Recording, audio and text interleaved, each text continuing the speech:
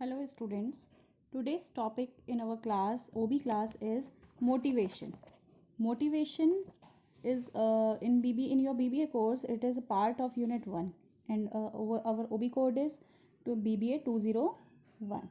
So motivation, what is motivation? देखिए motivation basically Latin word से derive हुआ है, and Latin word is mover, MOVERE, mover, जिसका मतलब होता है to move, आगे बढ़ना. ठीक है. एंड अलग अलग तरीके से मोटिवेशन को डिफाइन करते हैं लोग, लेकिन जो इसका कंक्लूजन निकलता है मोटिवेशन का, कि वो मोटिवेशन क्या है. What is motivation? Motivation is the willingness of a person to act in a specific way to achieve intended goal. यानी कि एक पर्सन की विलिंगनेस, एक पर्सन की इच्छा, एक इंसान की इच्छा कि मैं अगर इस तरीके से काम करूँगा तो इससे मेरे गोल्स अचीव हो जाएंगे. ठीक है. तो उसे हम क्या बोलते हैं? Motivation. Motivation is the willingness of a person to make intense and persistent efforts to achieve desired goals. Motivation एक इंसान की इच्छा, जब एक इंसान चाहता है कि वो लगातार डीपली बहुत इंटेंस एफर्ट्स करे, बहुत डीप एफर्ट्स करता है, लगातार एफर्ट्स करता है जिससे कि उसके गोल्स अचीव हों, तो उसको हम क्या बोलते हैं? मोटिवेशन. वो उसके लिए तैयार है, वो करना चाहता है, तो उसको हम क्या बोलते हैं? मोटिवेशन. बहुत अच्छे से डीपली घुस करके और अपने सब्जेक्ट में डीप जा करके और लगातार उसको अचीव करने के बारे में कार्य करता है, तो उसको हम बोलते हैं मोटिवेशन. ठीक है. तो इस डेफिनेशन के according there are 3 components of motive. इसके अकॉर्डिंग मोटिव के 3 कंपोनेंट्स मेन हैं. That are willingness. सबसे पहले क्या होनी चाहिए? विलिंगनेस. उसकी इच्छा होनी चाहिए, उसकी मर्जी होनी चाहिए, वो खुद मन मर्जी से चाहता हो. ठीक है. फोर्स्ड नहीं होना चाहिए, विलिंगनेस होनी चाहिए. Second, persistent effort. परसिस्टेंट मतलब होता है निरंतर, लगातार एफर्ट्स होने चाहिए उसमें. And intense effort. इंटेंस मतलब होता है बिल्कुल डीप एफर्ट्स. ये नहीं कि ऊपर ही ऊपर हवा में ट्राई कर रहा है, या मतलब हवा में ट्राई कर रहा है मतलब दिखाने को कर रहा है, एंड डीप उसमें डीप नहीं है या डीप विलिंगनेस नहीं है. ठीक है. तो क्या होगा? इंटेंस एफर्ट्स होने चाहिए, डीप एफर्ट्स, हर तरीके से कोशिश करना, परसिस्टेंट लगातार, और विलिंगनेस होनी चाहिए. तो उसी को हम क्या बोलते हैं? मोटिव. मोटिव होने के लिए ये 3 चीज़ें होना ज़रूरी है. Right. So there are 2 more important terms. ठीक है. Which are related to the motivation. Motivation से रिलेटेड 2 और वर्ड्स हैं. One is motive, second one is motivating. Motive. Motive का मतलब क्या होता है कि motive is the inner state of a person that he is lacking something. उसके अंदर से आवाज़ आनी चाहिए, इनर स्टेट, उसको अंदर से फीलिंग होनी चाहिए कि उसको लाइफ में कुछ चाहिए, उसकी लाइफ में कुछ चीज़ की कमी है, और जिसके लिए वो क्या करता है? मूव करता है, आगे बढ़ता है, उस चीज़ को पाने के लिए आगे बढ़ता है, और एक अपना गोल बना लेता है जिससे कि उसको वो जो चाहिए वाली चीज़ है वो मिल जाती है. Right. So this is the motive. Motive is the inner state of a person that he is lacking something which moves him to engage in goal directed behaviour. Motive का मतलब है उसका इनर स्टेट, उसके अंदर से feeling होती है कि ये नहीं, मेरे पास ये नहीं है, मुझे ये चीज़ चाहिए, तो उसके लिए वो क्या करता है? आगे बढ़ता है, अपना गोल बनाता है उस चीज़ को पाने के लिए, गोल डायरेक्टेड बिहेवियर, और उसके लिए मेहनत करता है. So that is called the motive. जिस चीज़ को पाने की हम इच्छा रखते हैं और हमारे अंदर से वो आवाज़ आती है कि हमें ये चीज़ चाहिए, और हम अपना बिहेवियर वैसा ही बना लेते हैं उस चीज़ को पाने के लिए, तो उसको हम क्या बोलते हैं? Motive. Second is motivating. Motivating, what is motivating? जब हमारे इनर स्टेट से नहीं, कोई सामने से पर्सन आके हमारे अंदर वो मोटिव इंड्यूस कर रहा है. राइट. सो तो उसको बोलते हैं motivating. Motivating is the process of inducing others. यानी कि दूसरे को वो नीड अराइज कराना, दूसरे को उस चीज़ का एहसास कराना कि तुम्हारे अंदर ये चीज़ है, तुम्हारे पास ये चीज़ होनी चाहिए, या तुम्हें यहाँ पे पहुँचना चाहिए इस टाइम पर. तो that is the inducing others. दूसरे को ये फील कराना कि you are lacking this thing. ठीक है. So motivating is the process of inducing others to engage in goal directed behaviour by presenting motivators. ठीक है. यहाँ मोटिव्स में ऑलरेडी आपके इनर स्टेट में अवेलेबल हैं वो मोटिव्स. ठीक है. वो कमियाँ आपके अंदर आपको फील होती हैं, लेकिन मोटिवेटिंग में सामने से कोई पर्सन आके आपको इंड्यूस करा रहा है वो चीज़ों को, और जिसके बेसिस पे आप क्या कर रहे हो? मूव कर रहे हो और अपना बिहेवियर गोल डायरेक्टेड बना रहे हो, right. So motivating is the process of inducing others to engage in goal directed. मतलब दूसरा जब आपसे कहता है कि तुम्हें ये चीज़ प्राप्त करनी है, तुम्हें ये चीज़ अचीव करनी है, उसके लिए आप ऐसे मेहनत करो, ये करो, वो करो, तो that is motivating, right. Next is nature of motivation. Nature of motivation देखिए, nature first is based on motives. Motivation के लिए सबसे पहले क्या होना ज़रूरी है? मोटिव्स, ठीक है। Motivation is based on individual motives which are internal to the individual, ठीक है। अगर सामने से आके कोई भी पर्सन आपको बहुत सारी चीज़ों के लिए अवेयर करा रहा है, आपको इंड्यूस कर रहा है कि नहीं you should have this thing, लेकिन जब तक आप उसे अंदर से फील नहीं करोगे तब तक आप उस चीज़ को पाने के लिए कभी भी मेहनत नहीं करोगे, ठीक है। So a motive is in the form of feeling that the individual lacks something, right, ठीक है। तो उसके अंदर मोटिव्स होना ज़रूरी है। जब तक वो फीलिंग नहीं होगी कि उसके पास कुछ कमी है या उसके पास कुछ चीज़ को अचीव करना है उसने, अगर ये फीलिंग उसके अंदर नहीं होगी तब तक आप किसी को मोटिवेट नहीं कर सकते। Second is affected by motivating. Motivation कैसे अफेक्ट होता है? मोटिवेटिंग से। Motivation is affected by motivating, यानी कि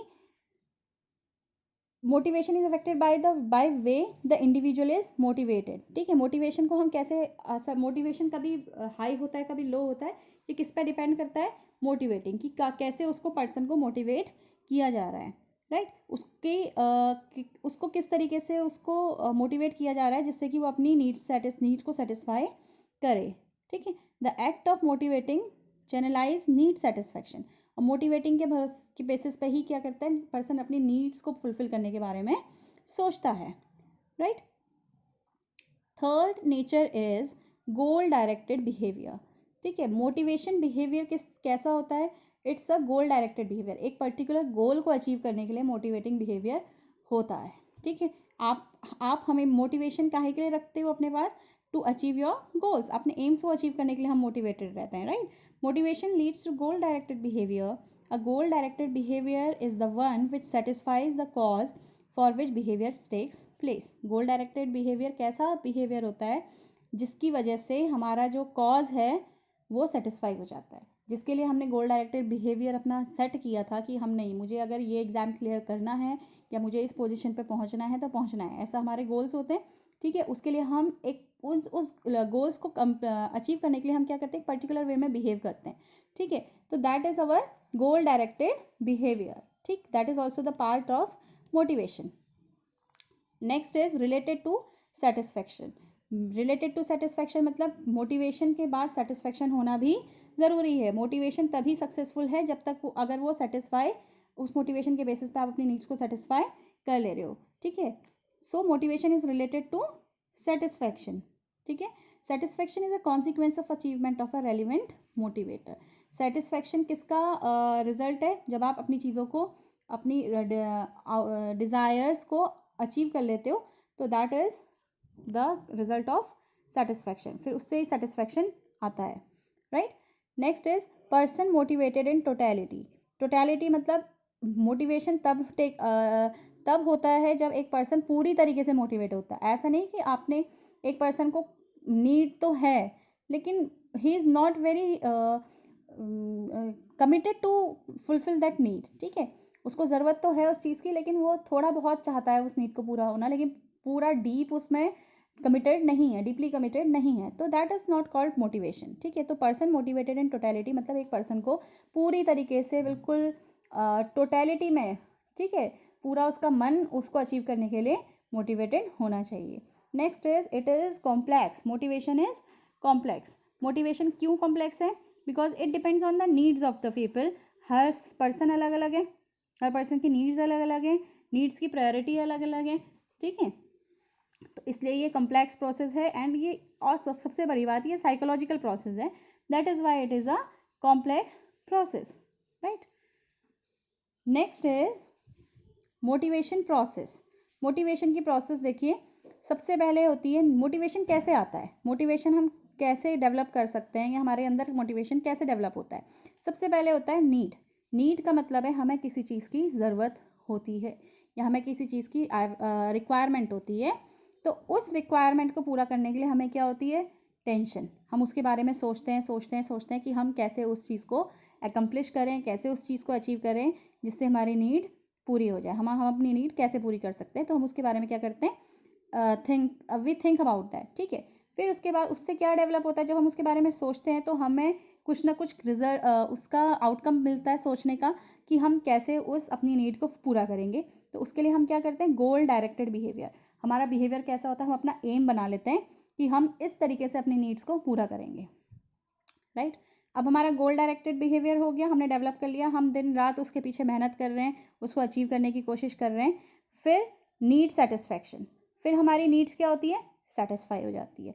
जब हम बहुत मेहनत करते हैं, हम हाईली मोटिवेटेड हैं, तो हमारी नीड क्या हो जाती है, सेटिस्फाई हो जाती है। अगर अब मुझे एक पोजीशन पे पहुंचना है अगले 5 साल में, या मुझे एक पेपर क्लियर करना है, and I am having goal directed behaviour, I have developed my mind and my body to that thing, तो surely I will satisfied my need, मेरी नीड क्या होगी, सेटिस्फाई होगी। एंड उसके बाद क्या आता है, फीडबैक। फीडबैक में देखिए, फीडबैक में हम चेक करते हैं कि जो हमारी नीड थी वो सेटिस्फाई हुई है या नहीं हुई है, राइट। और अगर नीड सेटिस्फाइड नहीं होती है, consequences of non satisfaction of need, अगर हमारी ज़रूरत सेटिस्फाई नहीं हो पाती, हमारी जो हम चाहते थे वो नहीं मिलता हमें, तो क्या उसके रिजल्ट आते हैं। कॉन्सिक्वेंसेज का मतलब होता है उसके आउटकम, या क्या उसके रिजल्ट्स आते हैं।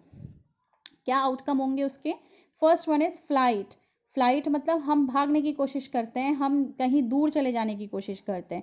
इसका रिजल्ट क्या आता है, जैसे एम्प्लॉयज़ हैं, उनकी अगर कोई नीड सेटिस्फाइड नहीं हो पाई, उनकी मेहनत करी उसने, उसकी नीड सेटिस्फाइड नहीं हो पाई, तो what they do basically, they flight, they quit their job, they can quit their job, वो अपनी जॉब छोड़ सकते हैं, ठीक है, जो कि ऑर्गेनाइजेशन के लिए बिल्कुल अच्छा नहीं है।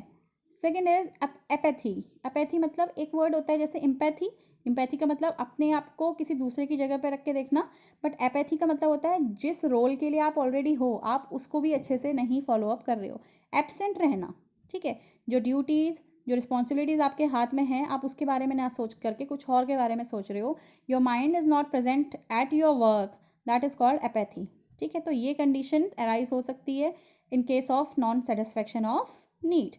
Third is aggression. एग्रेशन मतलब बहुत जल्दी गुस्सा आ जाना, बहुत जल्दी एंगर शो करना, ठीक है। तो दैट कैन बी हैपन, अगर आपकी नीड सेटिस्फाई नहीं हो रही है, आपका काम में मन नहीं लगता, आप वहाँ से भागने की कोशिश करते हो, वहाँ से कहीं और चले जाने की कोशिश करते हो, ठीक है, एग्रेशन हो सकता है एम्प्लॉयज़ में। And next is rationalisation. Rationalisation का मतलब है कि आप हर चीज़ को तोल मोल के देखते हो, जैसे कि अगर किसी की नीड सेटिस्फाइड नहीं हुई तो उसका अगली बार से बिहेवियर क्या बन जाएगा, मैं ये काम क्यों करूँ, मुझे इसका क्या रिजल्ट मिलना है, इससे मेरा क्या फ़ायदा होना है, this is the rationalisation, right. तो पर्सन क्या करता है उसके बाद, हर चीज़ को मेज़र करने की कोशिश करता है कि उस चीज़ का उस पर क्या असर पड़ेगा, ठीक है, क्योंकि वो फ्रस्ट्रेट है, right. So it is not in benefit of the organisation. Non satisfaction, employees की अगर नीड सेटिस्फाइड नहीं हो रही हैं, तो ये ऑर्गेनाइजेशन के लिए अच्छी बात नहीं है।